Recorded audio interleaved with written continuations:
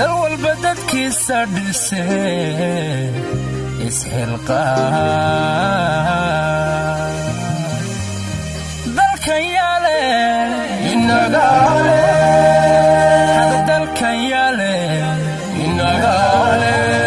kulanti wacan oo wanaagsan daawadayaal meel walba adduunka ka joogtaan iyo waqti walba aad daawaneysaan halkani waa channelka Madala Media haddii aad ku cusub tahay subscribe saar gambaleelkana furo si ay ku soo gaaraan muuqaalada xiisaha badan ee aan halkan soo gelino fiidiyoogana like ku qabo waayo adiga wax dhiba kugu ma hayso inaad like saarto fiidiyoogan anigana way iga farxinaysaa oo waxay ii noqonaysaa dardar iyo dhiirigelin haddaba aynu bilowno barnaamijka fanaanka Suldaan Seraar Guhaad oo ku sugan xaramkii barbaarta beertii xorriyadda Hargeysa Harwanaag ayaa gantaalaha ridada dheer ku soo riday kooxda waayaha cusub oo hadalhayntooda maalmahanba ka taagnay social media haddaba Suldaan Seraar oo taageero weyn u ah nabad iyo nolol ayaa ka xumaaday heestii fashilantay ay soo saareen kooxda waayaha cusub haddaba Suldaan oo 2018 markii uu tagay Muqdisho la kulmay madaxweyne Farmaajo ayaa bartiisa Facebook walibana page-kiisa ay ku xiran yihiin dad ku dhaafaya 100,000 ayaa waxa uu soo dhigay sawirka ay wada galeen Farmaajo iyo Khayre iyo qoraal u dhignaa sida tan dalku waa nagi dadkuna nuuriyo nalba u baxo Naasir Maaniyo Nasri Eebaan ku naaloona naxliga ka daaya fanwaanasteexe ma aha nacayb iyo niyad jabkeen nabad iyo nolol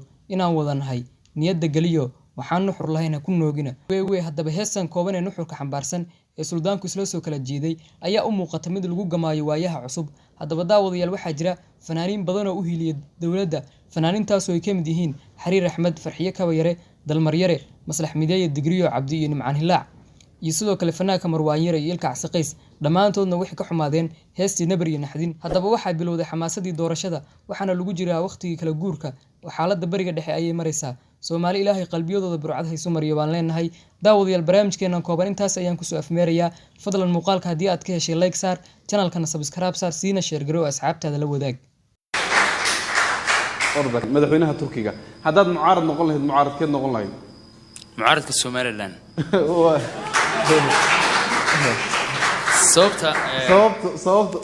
sababta aan ku doortay waxay tahay waxay ku dhaleelaan dawladda ama cidda haysa xukunka waxa saxda ay jira markay arrin sax ah timaado arrin sax markay timaadana danta dalka waa laga wada simeeyaa oo mucaarad iyo muxaafidba ay wada taagan yihiin waayahay mucaaradka Somaliland dhinaca haddaan u soo laabano jilista sida isku tiin dhanka jilista saa isugu si fiican waayahay dad baa fani ku arka caawa ciida waxaad nooga sheekayn lahayd hal sheeko laba sheeko oo fani ah oo is leedahay way naga quslin karaan hal sheeko oo yaan idinka sheekayn xawayaan baa meel isugu yimid fara badan oo marwadi ku jiro libaax dameer xawayaan oo dhan baa meel isugu yimid markii libaax baa wuxuu ka sheekeeyay sheeko aad u qosol badan oo ummadii oo xawayaankii oo dhan ay ku wada qosleen caawa soo duubo kale lugtay ku wada rafteen ninkii dameer ahaa uu iska taagan yahay ma qoslayo isagu dameerkii ma qoslayo waxaan lagu qoslayo ma ku qoslayo kuma qoslayo isagu iska taagan yahay laakiin xawayaankii oo kale oo dhan lugtay ku wada rafteen habeenkii meesha lagu kala tagay habeenkii labadu la isu yimid shabeel baa sheeka amba iyo tahayno maraxu ka sheekeeyay dadkii xawayaankii kale nin muu qoslin way iska wada aamuseen wax fanay ma ahayn dameerkii baa lugta ku raftay waa la weydiiyay war dameer dee wax sheekadan sheeka lagu qoslo ma ahayn maxaad ku qososhay tii habeen horaan soo xasuusta kulaa waayahay tii habeen horaan soo xasuustay siyaabo kale loo kala farsiran karaa waan ku daynaa waayahay barnaamijkii gabagabadiisa ayaan soo gaarnay waa barnaamijkii ciida qabanqaabayaasha barnaamijka ayaa waxay dhaheen dhinacii isku dayga fahankiisa maadaama uu noo sheegay isku daygii dhanka waxa weeye dhagooleyntii ama midaarkiina aad buu wax u keenay inteen eeg baad jimicsataa jimicsiga say isku tihiin jimicsiga saa isuguma si fiicnin laakiin noocee ka heshaa orodka fayda misa rucleynta fayda iskuma fiicnin waayahay dhinaca farsamada gacanta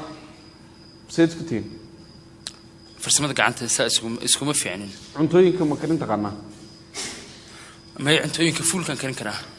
فول ها ويه أنا أدولي كريسي قف مكوع سنتي ها عنا كريي ها أنا نيروبي تشوجا فول بها ما سوقون بيحد لكن فرن بلقعني يا دبي حاسكيجا أو أمو بدل شوية ما شاء الله إن dhinaca waxaan soo gelaynaa way dhahan waxa way raggan asxaabta ah ee universal iyo warbaahinta waxay dhahan bal aan challenge garayno inteen la eg buu gacan fudud yahay aniga ahaan markaan kula hadlayo Ismaaciil ahaan iskuma fiicnin farsamada gacanta ha ka yaabin صح marka kulama tartamayo waxay dhahan challenge yar baan u soo wadnaa wuu arkaya challenge-gaas waxa weeye okay waa kana waxay dhahan شمع بانو كيني حبط الرقا إمس شمعه سلطان كي كشري كرا سلطان أوكي صح ترقا سالقو ديبي هل مر بعد داريسا هل مر بعد ريدي ترقا هل مر بعد ترقا ريديسا شمعان تاوان كوترن إن أنت دارتي واي وقوه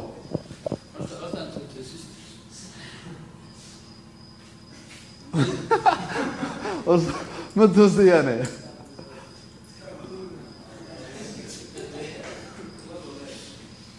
هسكع عفوفين هدو مركز دم بسوي كان حبطنا بس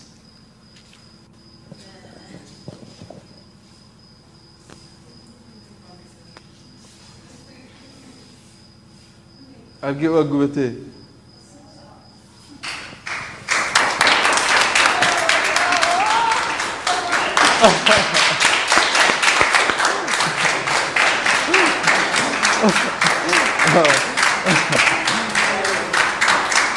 اوكي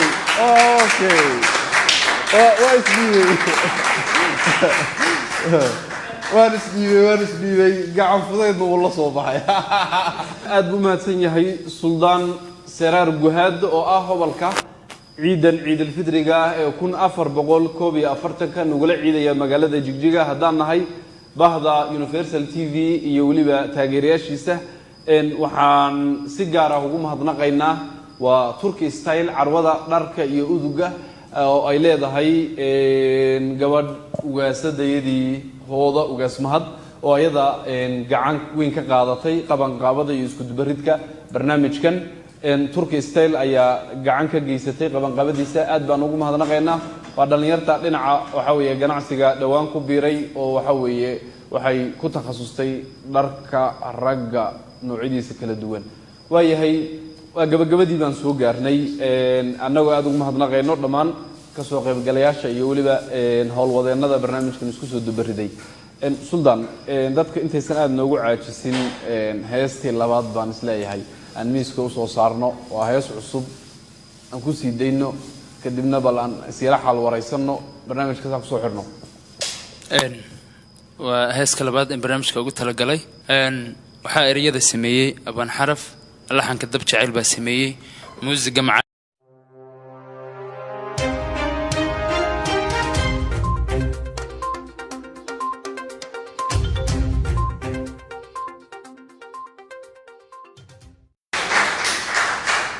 madaxweynaha Turkiga hadaad mucaarad noqon lahayd mucaaradkeed noqon lahayd mucaaradka Somaliland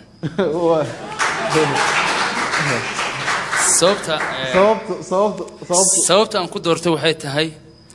waxay ku dhaleelaan dawladda ama cidda haysa xukunka waxa saxda ay jira markay arrin sax ah timaado arrin sax markay timaadana danta dalka waa laga wada simeeyaa oo mucaarad iyo muxaafidba ay wada taagan yihiin waayahay mucaaradka Somaliland dhinaca hadaan u soo laabano jilista sayd isku tiin dhanka jilista saa isugu si fiican waayahay dad baa fani ku arka caawa ciida maxaad nooga sheekayn lahayd hal sheeko laba sheeko oo fani ah oo isleedahay way naga qoslin karaan hal sheeko oo yaan idinka sheekayn xawayaan baa meel isugu yimid fara badan oo marwadi ku jiro libaax dameer xawayaan oo dhan baa meel isugu yimid markii libaax baa wuxuu ka sheekeeyay sheeko aad u qosol badan oo ummadii oo xawayaankii oo dhan ay ku wada qosleen tanaawa soo duwa kale lugtay ku wada rafteen ninkii dameer ahaa uu iska taagan yahay ma qoslayo isagu